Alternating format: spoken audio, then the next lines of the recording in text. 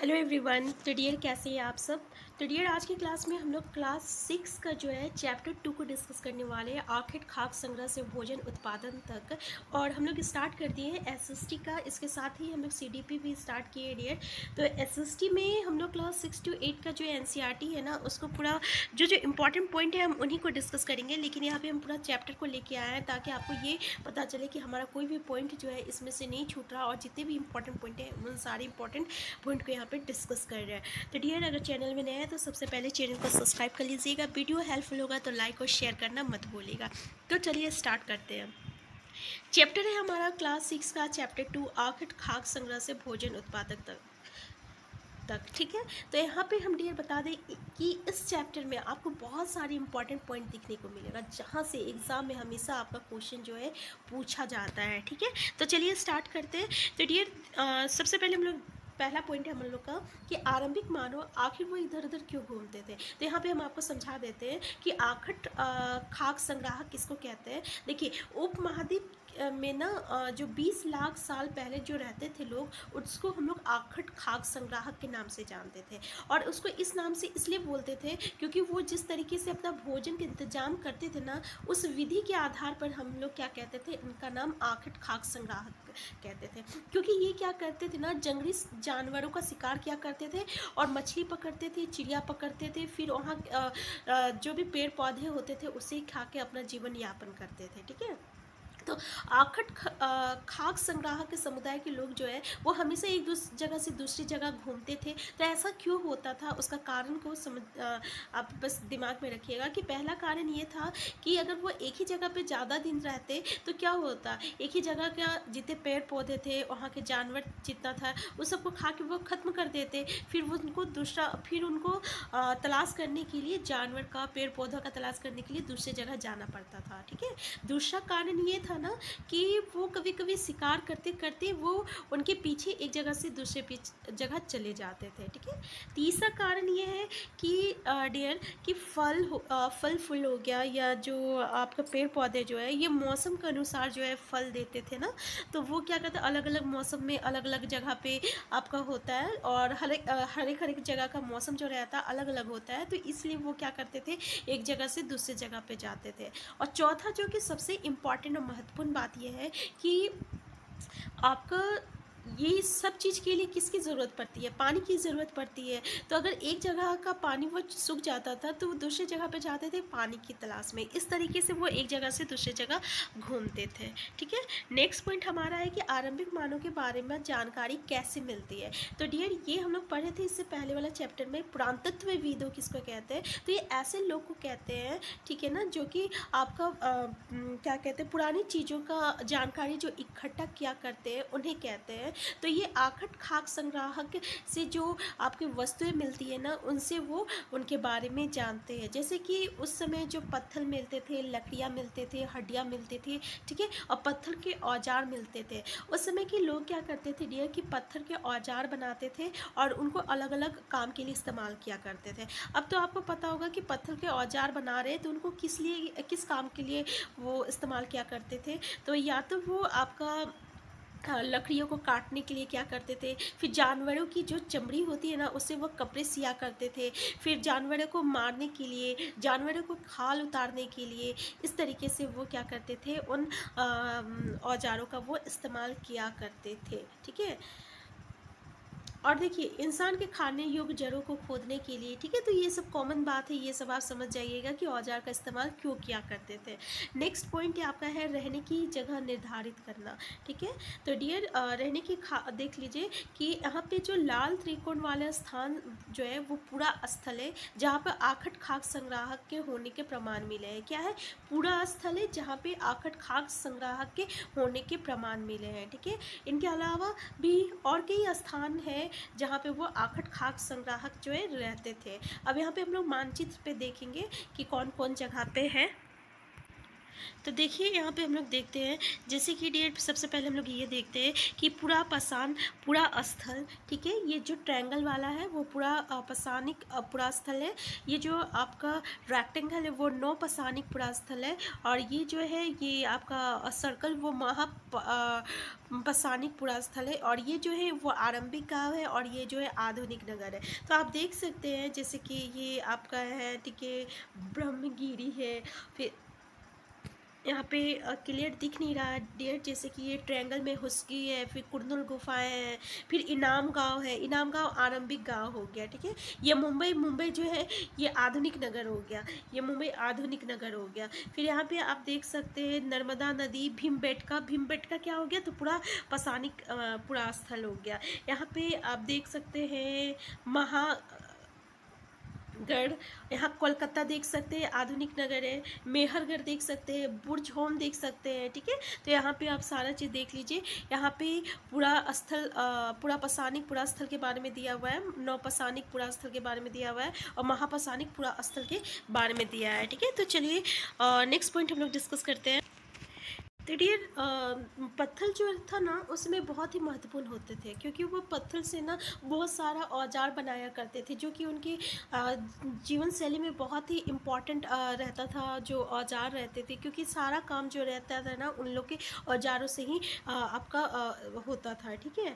तो यहाँ पे क्या है, वो ऐसे जगह ढूंढते थे ना जहाँ पे उनको अच्छे पत्थर मिल सकते हैं। यहाँ पे देखिए बहुत इंपॉर्टेंट चीज़ है कि भीमबेटका ये आधुनिक मध्य प्रदेश से इस पूरा स्थल पर गुफाएं और कंदराएं मिली है। लोग जो है इन गुफाएं में इसलिए रहते थे क्योंकि उन्हें बारिश हवाओं से राहत मिलती थी। ये गुफाएं जो है नर्मदा घाटी के पास है। आपको याद क्या रखना है कि नर्मदा घाटी के पास है और भीमबेटका आधुनिक मध्य प्रदेश में है, ठीक है। यहाँ पे क्या है और यहाँ पे लोग क्यों रहते हैं ये तो सबको पता होगा कि गुफाएं में इसलिए रहते होंगे क्योंकि वो बारिश धूप या हवा से उसे राहत मिलती थी। अब देखिए नेक्स्ट इम्पॉर्टेंट पॉइंट है कि वहाँ पे जब लोग रहते थे ना तो वहाँ पे रह के वो क्या करते थे, जो वहाँ पे चित्र बनाया करते थे। तो जिन गुफाओं में लोग रहते थे उनमें से कुछ की दीवारों पर चित्र मिले हैं। इनमें कुछ सुंदर उदाहरण है मध्य प्रदेश और दक्षिणी उत्तर प्रदेश की गुफाएं। ये काफ़ी इंपॉर्टेंट है, देख लीजिएगा कि मध्य प्रदेश और दक्षिणी उत्तर प्रदेश की जो गुफाएं मिलती है, ठीक है, उसमें आपका पत्थर की चित्र बनाए हुए हैं। इनमें जंगली जानवरों का बड़ी कुशलता से सजीव चित्र बनाया गया है। कहाँ बनाया गया है, तो मध्य प्रदेश और दक्षिणी उत्तर प्रदेश की गुफाओं में, याद रखिएगा। अब हम लोग थोड़ा पुरा स्थल के बारे में जानते हैं। पुरा स्थल कहते किसको है, तो पुरा स्थल वो स्थान को कहते हैं ना जहाँ पे आपका औजार हो गया, बर्तन हो गया या इमारत, ऐसी वस्तुएं मिलती है, ठीक है। तो ऐसी वस्तुओं का निर्माण लोग जो है अलग अलग काम के लिए, अपने कामों के लिए किया करते थे। ये जमीन के ऊपर, अंदर, कभी कभी समुद्र और नदी के तल में भी पाए जाते हैं। इन पुरा स्थलों के बारे में आपको अगले अध्याय में बताया जाएगा। तो डियर यहाँ पे देख लीजिए कि ये कहाँ कहाँ मिलते हैं, तो कभी जमीन के ऊपर मिलते हैं, कभी कभी वो समुद्र में मिलते हैं, कभी कभी नदी के तल पर मिलते हैं, कभी अंदर मिलते हैं जमीन के अंदर। तो इस तरीके से ये पूरा स्थल जो है आपको मिलते हैं, ठीक है। ये पूरा स्थल। आग की खोज कैसे हुई, ये भी इम्पॉर्टेंट पॉइंट है डियर, आग की खोज कैसे हुई, ठीक है। देखिए आपको कुरनुल गुफा को ढूंढना है। उस मानचित्र में आप जाइएगा, ठीक है, वहाँ पे देखिएगा कुरनुल गुफा कहाँ है। तो यहाँ पे क्या है, आपको ना राख की अवशेष मिले हैं। क्वेश्चन ये आ सकता है कि राख के अवशेष कहाँ मिले हैं, तो ये कुरनुल गुफा में मिले हैं। इसका मतलब ये हुआ कि उस समय के लोग जो है आग जलाना जानते थे, और आग का इस्तेमाल तो वो कई कारण किसी भी कारण से कर सकते थे, जैसे कि प्रकाश के लिए कोई करता होगा, कोई मांस भूनने के लिए करता होगा, या कोई तो खतरनाक जानवरों को दूर भगाने के लिए। जैसे पता है ना कि अगर हाथी के सामने हम लोग मसाल जला के जाए तो वो हाथी भाग जाता है, तो इसलिए जो है आग का इस्तेमाल वो लोग शायद किया करते होंगे। अब डियर मैं आपको बहुत ही इंपॉर्टेंट चीज़ यहाँ बताने जा रही हूँ, नाम और तिथियाँ, ठीक है। इसमें आपको बहुत सारे चीज़ जो है आपको दिखने को मिलेगा, जो कि किसी भी एग्जामिनेशन पॉइंट ऑफ व्यू से काफ़ी इंपॉर्टेंट है। सिर्फ सीटेट के लिए ही नहीं, अगर आपके टीचर लेवल किसी भी एग्जामिनेशन की तैयारी करें ना तो उसके लिए ये जो है आपका काफ़ी इंपॉर्टेंट है। और डियर इसके बाद ना हम आपको सिर्फ जो इम्पॉर्टेंट पॉइंट है, ठीक है, उसका जो है नोट्स बना के आपको अलग से हम देंगे। तो यहाँ पे हम पहले चैप्टर डिस्कस करेंगे, फिर इस चैप्टर से रिलेटेड जितना MCQ क्वेश्चन होगा उन क्वेश्चन को बताएंगे आपको, फिर उसके बाद जो भी इम्पोर्टेंट पॉइंट रहेगा ना इस चैप्टर से उस इम्पॉर्टेंट पॉइंट को भी हम अलग वीडियो में देंगे, ठीक है। तो चलिए यहाँ पे हम लोग स्टार्ट करते हैं नाम और तिथियाँ। देखिए, आरंभिक काल को वो पूरा पाषाण काल कहते हैं। याद रखिएगा कि आरंभिक काल को जो है पूरा पाषाण काल कहते हैं। और ये दो शब्द यानी प्राचीन और पाषाण यानी पत्थल। देखिए, पाषाण मतलब पत्थल होता है, ठीक है, याद रखिएगा। तो ये नाम जो है पुरा स्थलों से प्राप्त पत्थर के औजारों के महत्व को बताया गया है।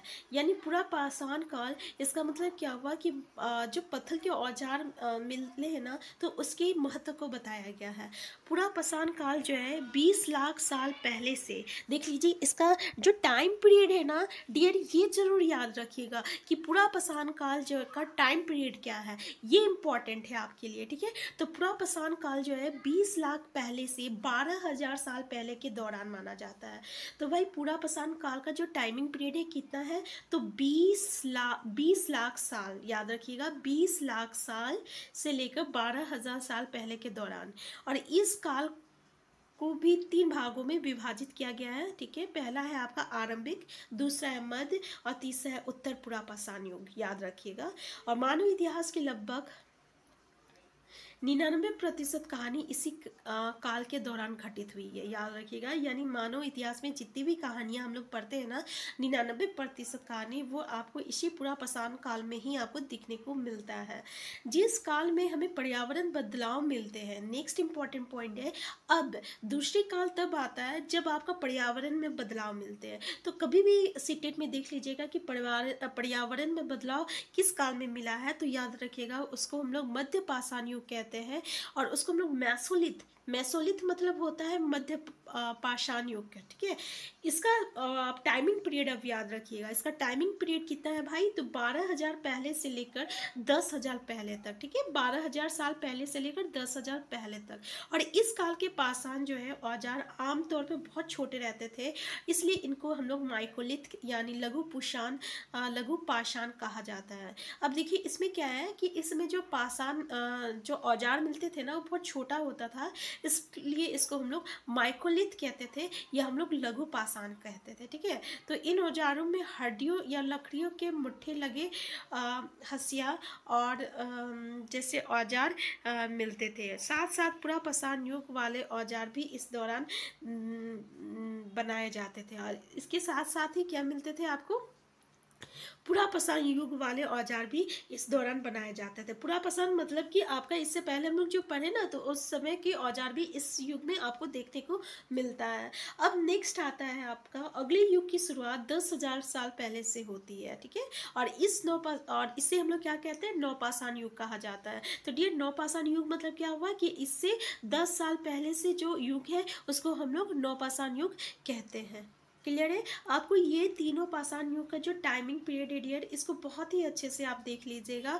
और मेसोलिथ को मेसोलिथ क्यों कहते हैं, इसको लघु पाषाण क्यों कहते हैं, इसको माइकोलिथ क्यों कहते हैं, तो उसमें छोटी औजारों का इस्तेमाल किया होता था, इसलिए इसको हम लोग माइकोलिथ कहते हैं और इसलिए हम लोग इसको लघु पाषाण कहते हैं। यहाँ तक क्लियर हो गया। नेक्स्ट पॉइंट है हमारा बदलती जलवायु। अब देखिए हम लोग को पता है ना कि जलवायु जब बदल रहा था तब एक नया युग आया था, उस युग को क्या कहते हैं, तो उसी युग को हम लोग मध्य पाषाण युग कहते हैं। अब यहाँ पे हम लोग देखेंगे कि आपका लगभग 12 साल पहले जो है दुनिया की जलवायु में बहुत बड़ा बदलाव हुआ था, और जिसके कारण जो है मैदान में बहुत सारे घास उगने लगे थे, और इसके कारण जो है बहुत सारे जानवर जो है हम लोग पालना शुरू किए थे। जैसे कि ऐसे जानवरों को पालते थे जो कि अधिकतर घास खाते थे, जैसे कि हिरन हो गया, बारहसिंगा हो गया, भेड़ हो गया, बकरी हो गया, ठीक है ना। तो समझ में आ रहा है डियर। तो डियर मैं इसको एक स्टोरी की तरह समझा रही हूँ, ठीक है, जहाँ पे मैं आपको पॉइंट को हाईलाइटेड करती हूँ।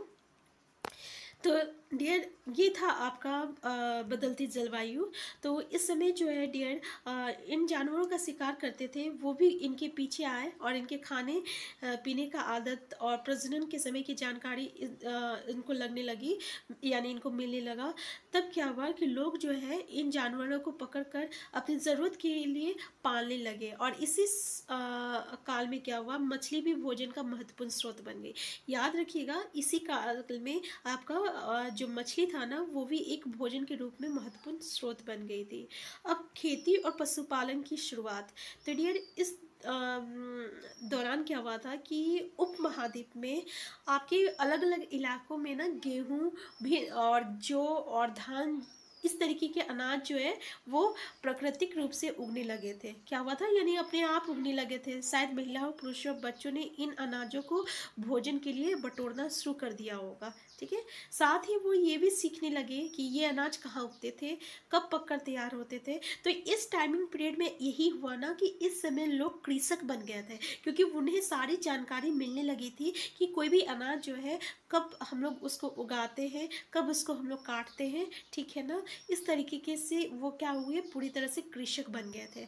अब इसके बाद क्या हुआ, इन लोगों ने अपने आसपास क्या किए, जानवरों को पालना शुरू किए थे। ठीक है, तो इस तरीके से वो क्या किए, जानवरों को पालना भी शुरू होने लगा इस काल में। ठीक है, तो याद रखिएगा। और धीरे धीरे वो क्या हुआ, आपका पशुपालक भी बन गए। तो ये बस आपको यहाँ पे ये याद रखना है। नेक्स्ट पॉइंट ये है बसने की प्रक्रिया।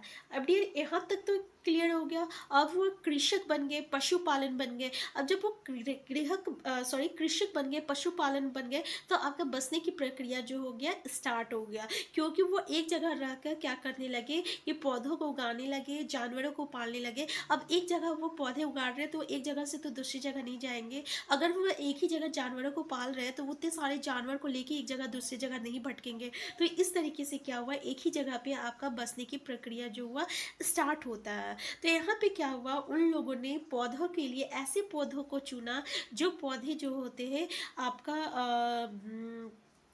मतलब देख लीजिए यहाँ पे को चुनते थे जिसमें बड़े बड़े दाने या अनाज पैदा होते थे, साथ ही जिनकी मजबूत टटली अनाज के पक्के दानों के भार को संभाल सके। याद रखिएगा कैसे अनाज को चुनते थे, तो मोटे अनाज को चुनते थे। ठीक है, कैसे अनाज को, बड़े दाने वाले अनाज को चुनते थे, और ऐसे अनाज को चुनते थे जिसके टंडले यानी जिसकी टहनी जो है मोटे हो, ताकि वो अनाज के भार को संभाल सके। ठीक है, और ऐसे पौधों के बीज को संभाल कर रखा जाता था और उसको वो संभाल के रखने लगे, ताकि जब वो फिर से वो उसको उगा सके। अब नेक्स्ट पॉइंट ये है, धीरे धीरे अब तो वो जानवर भी पालना सीख गए थे, तो वो अधिकतर ऐसे जानवर को पालने लगे जो कि आपका हिंसक ना हो। अब अगर आप ही बताइए, अगर वो शेर पालेगा तो शेर तो सबको खा जाएगा, इसलिए वो क्या किए, धीरे धीरे जो है ऐसे जानवरों को पालने लगे, जैसे गाय हो गया, बकरी हो गया, ठीक है, भेड़ हो गया, जो कि आपका अहिंसक होते थे। तो बसने की प्रक्रिया जो है पूरी दुनिया में धीरे धीरे चलती रही, और ये करीब 12,000 साल पहले शुरू हुई थी। आपको बस इम्पॉर्टेंट ये है कि भाई बसने की जो प्रक्रिया है कब शुरू हुई थी, तो ये 12,000 साल पहले शुरू हुई थी, आपको ये याद रखना है।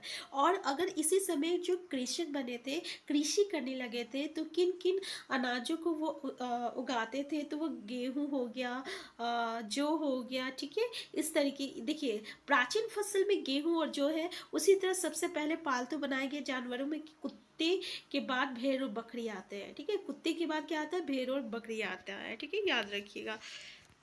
नेक्स्ट पॉइंट है हमारा एक नवीन जीवन शैली। देखिए, एक नवीन जीवन शैली में क्या इंपॉर्टेंट है, ऐसा कुछ इंपॉर्टेंट नहीं है, हम आपको बता दे रहे हैं कि इसमें क्या होता है कि जब हम किसी पौधे को मतलब उगाते हैं तो उसमें कई दिन लग जाता है, महीने लग जाते हैं, तो उसकी देखभाल करने के लिए हम लोग को वहीं पे रहना पड़ता है। ठीक है, तो जब तक हम लोग बीज बोते हैं, उसे उगाते हैं, उसकी सुरक्षा करते हैं, उसकी कटाई करते हैं, फिर उसको संभाल कर रखते हैं, तो इस तरीके से क्या होता है ना कि लोग जो है एक ही जगह पे रहना स्टार्ट कर दिए थे। ठीक है, तो ये होता है हुआ आपका एक नवीन जीवन शैली में। देखिए, उसमें क्या होता था कि अनाज को भोजन और बीज दोनों ही रूप में बचाकर रखना आवश्यक होता था, इसलिए लोगों को इसकी भंडारण की बात सोचनी पड़ी। अब क्या हुआ, यहाँ पे लोग जो है उसकी भंडारण की बात सोचने लगे, मतलब कि उसको किस तरीके से हम लोग जो है संभाल के रख सके, ताकि उसको फिर से हम लोग बीज के रूप में इस्तेमाल कर सके। ठीक है, तो उन लोग अब क्या करने लगे, बर्तन बनाना स्टार्ट करने लगे। ठीक है, बड़े बड़े बर्तन बनाने लगे, टोकरियाँ बनाने लगे, जमीन में गड्ढा खोदने लगे। तो इस तरीके से यहाँ पे क्या हुआ, बर्तन बनाने की जो प्रक्रिया थी ना वो स्टार्ट होता है, तो याद रखिएगा। नेक्स्ट पॉइंट है जानवर चलते फिरते खाक भंडार। देखिए, जानवर जो है बच्चे देते हैं, जिसकी संख्या जो रहती है बढ़ती रहती है। अगर जानवरों की देखभाल की जाए तो उसकी संख्या जो है वो तो बढ़ती रहेगी। इसके अलावा गाय जो है दूध भी देती है। ठीक है, उससे हम लोग मछली खाते हैं, मीट खाते हैं, ठीक है ना, मुर्गा खाते हैं। तो इस तरीके से क्या हुआ कि यहाँ पे पशुपालन जो है ये भोजन के रूप में आपका भंडारण का एक तरीका बन गया। ठीक है,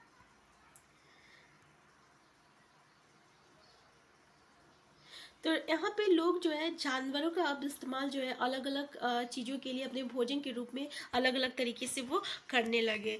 नेक्स्ट पॉइंट है हमारा कि आओ आरंभिक कृषकों और पशुपालकों के बारे में पता करें। ठीक है, आरंभिक कृषकों और पशुपालकों के बारे में पता करें। तो यहाँ पे डियर क्या है कि पूरे महाद्वीप में पाए गए हैं, इनमें सबसे महत्वपूर्ण पश्चिमोत्तर क्षेत्र में, आधुनिक कश्मीर में और पूर्वी तथा दक्षिण भारत में पाए गए हैं। तो देख लीजिए कि पुरातत्वविदों को शुरुआती कृषक और पशुपालकों के होने के साक्ष्य मिले हैं। ठीक है, अब तक पुरातत्वविद वो तो इकट्ठा करते जानकारी, तो उनको कृषक और पशुपालक के बारे में साक्ष्य मिले हैं। ठीक है, तो उसमें वो ये देखें कि अधिकतर जो लोग हैं पशुपालक और कृषक, वो आपका पश्चिमोत्तर क्षेत्र में, आधुनिक कश्मीर में और पूर्वी तथा दक्षिण भारत में। तो आपको ये याद रखना है, कहाँ, तो पश्चिमोत्तर क्षेत्र में, आधुनिक कश्मीर में, पूर्वी तथा दक्षिण भारत में, पूर्वी तथा दक्षिण भारत में, ये 3 जगह पे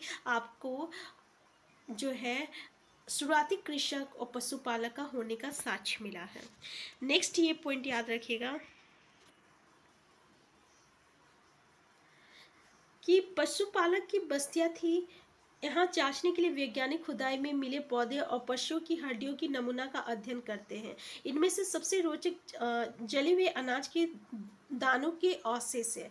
ऐसा लगता है कि ये गलती से या फिर जानबूझकर जलाए गए होंगे। वैज्ञानिक इन अनाज के दानों की पहचान कर सकते हैं और इस तरह हमें पता चला कि इस महाद्वीप के विभिन्न भागों में बहुत सारे फसलें उगाई जाती होगी। वैज्ञानिक विभिन्न जानवरों की हड्डियां को भी पहचान कर सकते हैं। ठीक है, तो ये समझ में आ गया डियर। अब यहाँ पे हम लोग देखते हैं, क्या तुम कल्पना कर सकती हो कि इस पात्र में क्या रखा होगा। अब वहाँ पे भंडार करना स्टार्ट कर दिया था, तो लोग क्या करते थे, इस तरीके से वो औजार ये बर्तन बनाते थे। और किस लिए, तो भंडार करने के लिए, यानी चीज़ों को रखने के लिए।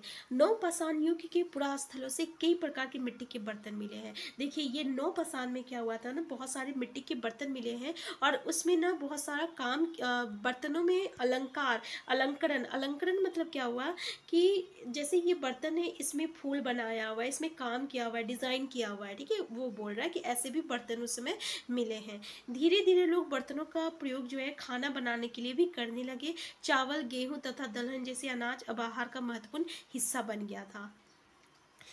यहाँ पे डियर याद रखिएगा, इसके लिए कपास जैसे आवश्यक पौधे उगाए जाते थे। देखिए, इसके साथ साथ जो है अब लोग जो है कपड़े भी बुनने लगे थे और इसके लिए वो क्या उगाते थे, तो कपास के पौधे उगाते थे।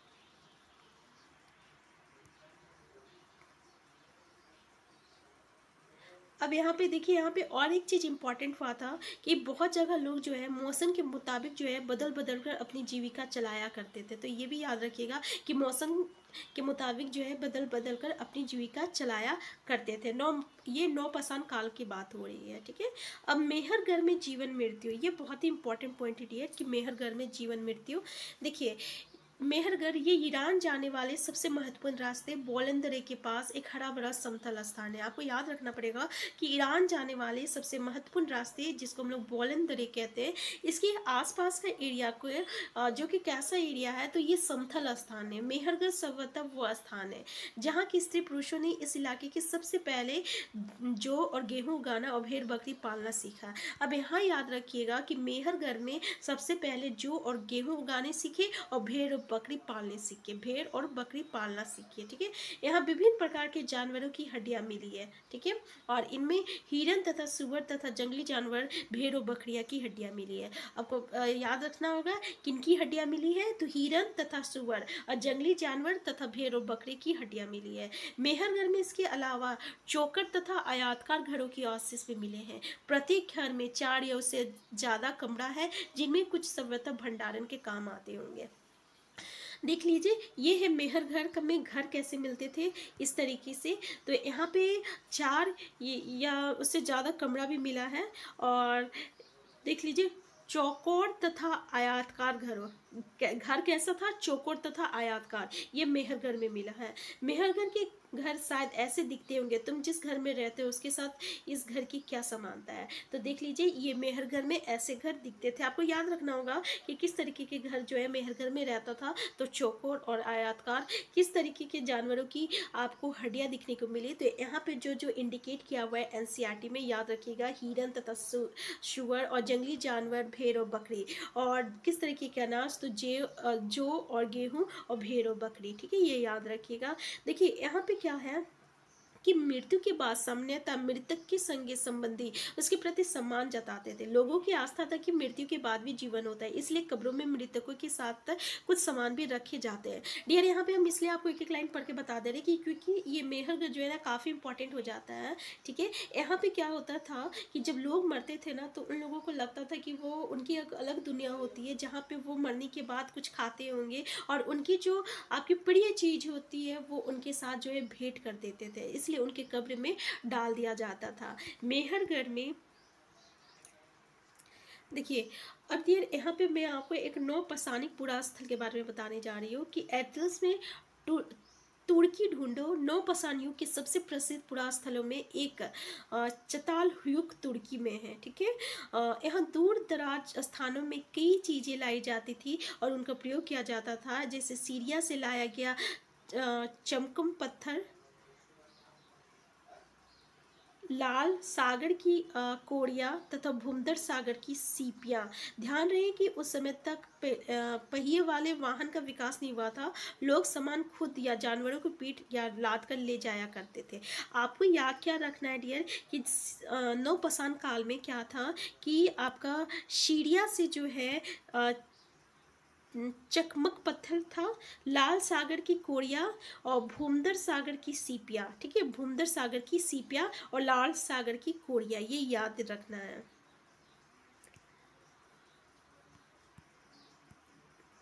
अब नेक्स्ट बहुत इंपॉर्टेंट पॉइंट आपको बताने वाले हैं। ठीक है, ये साल आप याद रखिएगा कि मध्य पाषाण युग जो है 12,000 से लेकर 10,000 साल पहले का है।